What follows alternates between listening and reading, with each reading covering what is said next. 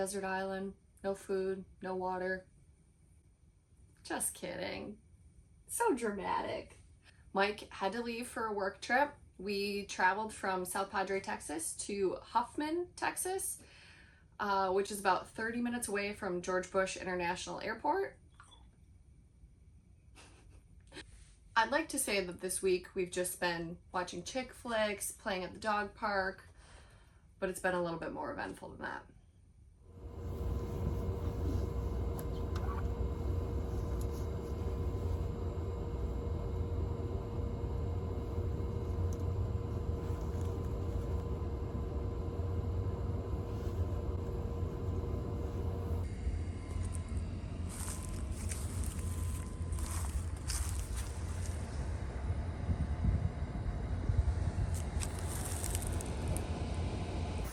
Moment of truth.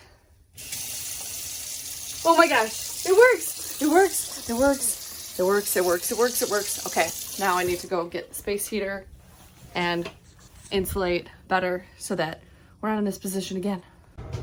I don't know that I've had a greater sense of accomplishment than what I just did. I knew I was gonna look like a total weenie standing out there with my space heater freezing my butt off, but it's worth it. And I also wanted to prove that I could do it.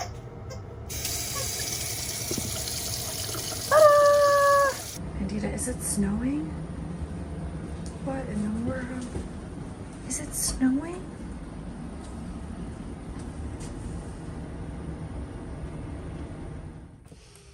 Well, Starlink isn't working. I'll show you on my phone what the app looks like. It's saying that it's offline. A moment ago it said it was disconnected. So I'm troubleshooting on the internet of what I can do, and it's recommending that I check the router first, that I see what the light is showing on the base of the Starlink router. That will indicate whether it's the router, whether it's power. That'll help eliminate some issues. So let's go check out the router.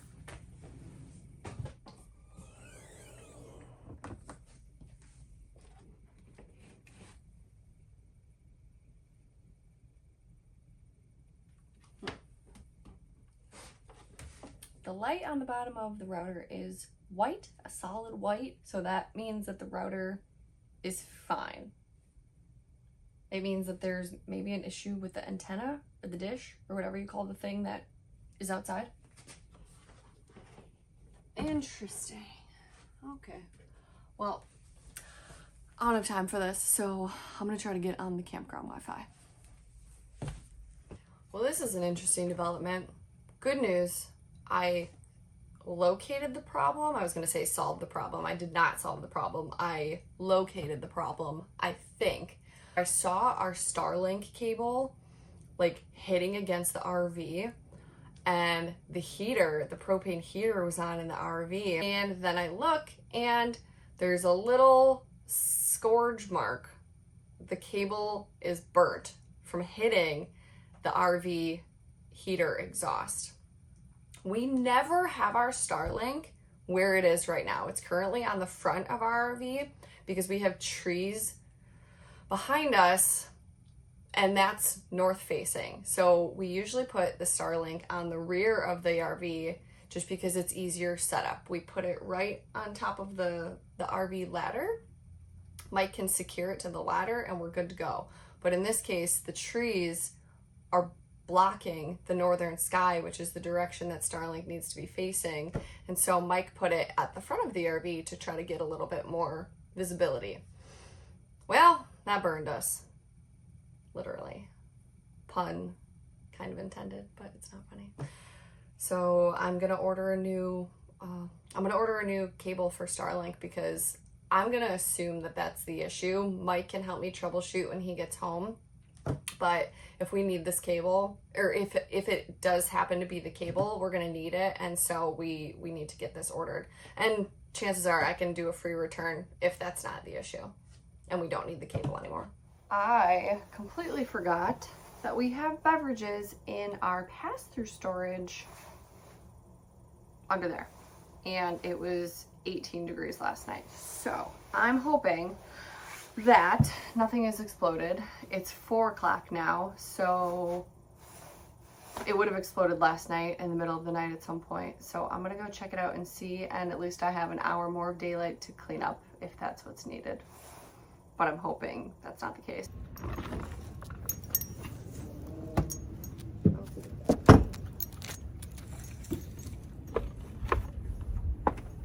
Nothing exploded. Nothing exploded. Okay, we're in the clear. No jumping. No jumping. No jumping. No jumping. No jumping.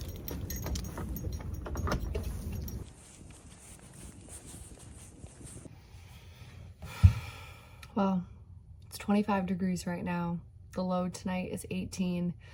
I think I did a pretty good job wrapping this water spigot and the hose in a towels, but I'm still a little nervous about our pipes freezing. So I think I'm gonna trickle the water tonight. I really don't like doing that. It's such a waste of water, but sometimes you gotta do what you gotta do. And we like never do this because thankfully we're never in these situations, but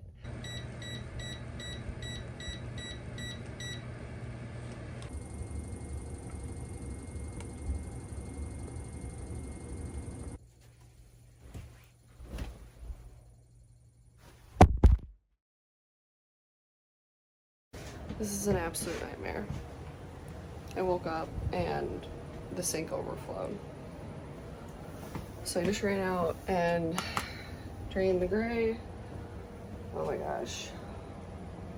I'm freaking out because I don't know how bad this is. There's water all over the floor. It's like overflowed all outside, so it's like a wet, puddly mess. I need to like hurry up and get towels because I don't know how long it was overflowing.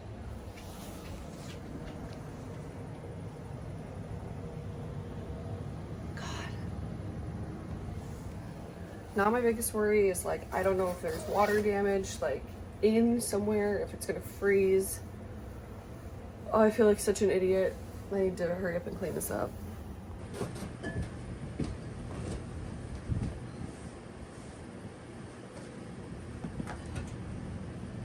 Oh my gosh.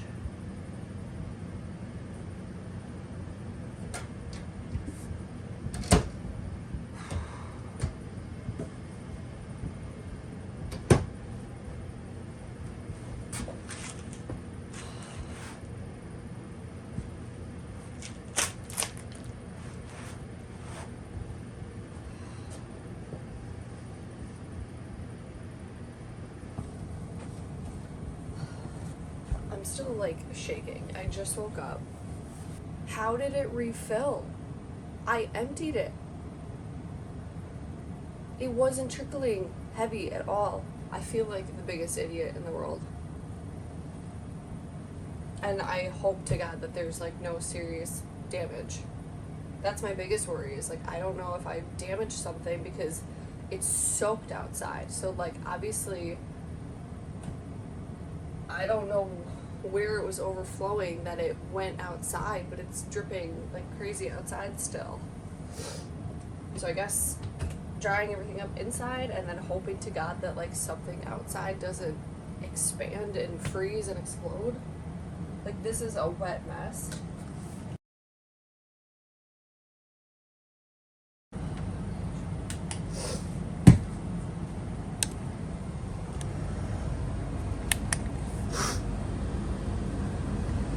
All water. Now I'm gonna take the panel off to the water heater access and see how much water is in there, because I have a feeling that that's where all the water was going outside, but I don't freaking know. Good morning. Good morning. What's going on? What's all this stuff? What'd your mom do? Huh? What'd your mom do? Oh man, we're in trouble.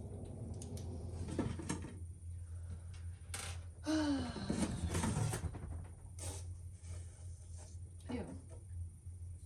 Okay, not wet. Just really gross. Okay, lied. It is a little wet. Ew. Like it's just kind of damp there, but it's not soaking wet. I'm trying to get you to see that. There you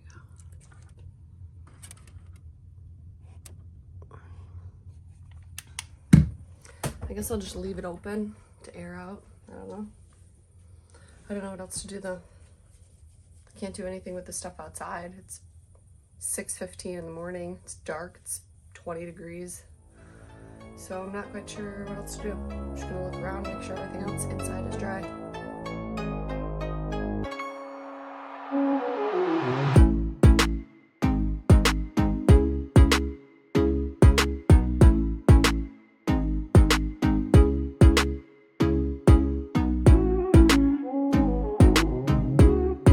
Well, I got a good workout in.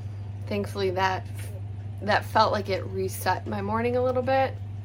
I came back, things appeared to be pretty dry, so I'm gonna remove the towels to get that soggy mess out of the way, and I also don't want wet towels sitting on the ground absorbing more moisture. So I'm gonna go hang up the towels, and then I have a nice space heater here that I'm just gonna keep pointed at the cabinets to make sure things dry out completely. But again, I don't think there's much more I can do. Thankfully the sun is coming up, so it's only getting warmer and unthawing the mess that is the frozen situation outside.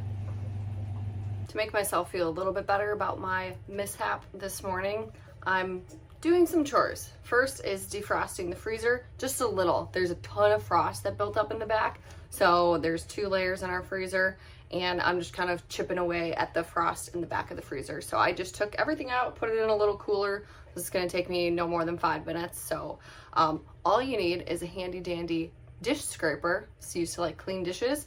It's got a nice hard surface. You could use like a spatula too, and then a cup to scoop the frost out, and then we're gonna dump that in the sink. The end.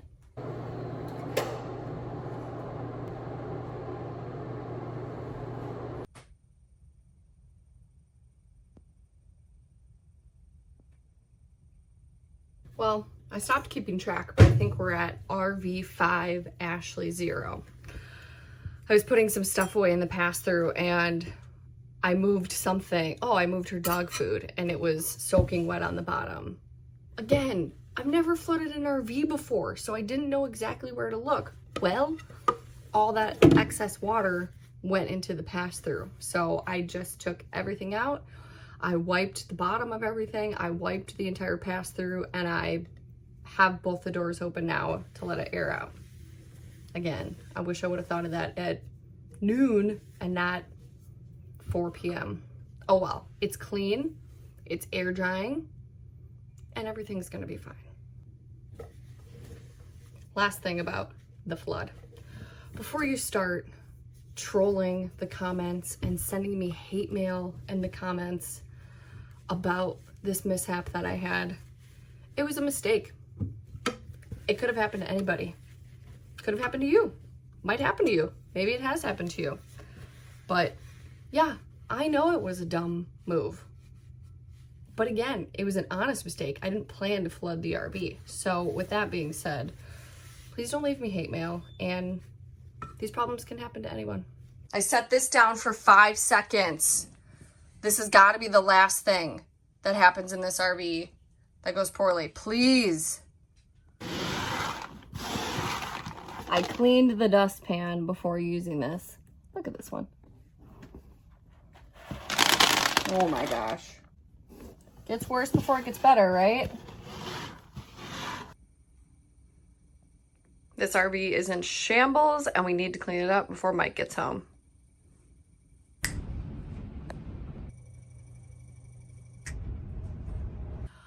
I honestly contemplated whether or not I would even share this video, because I felt like an absolute idiot with some of the things that happened this week.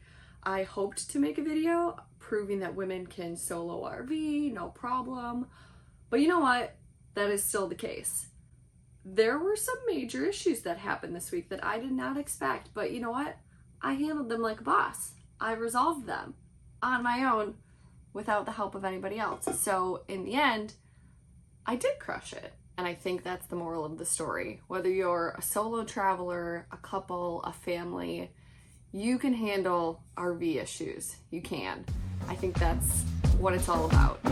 how you resolve the problems and just keep rolling on.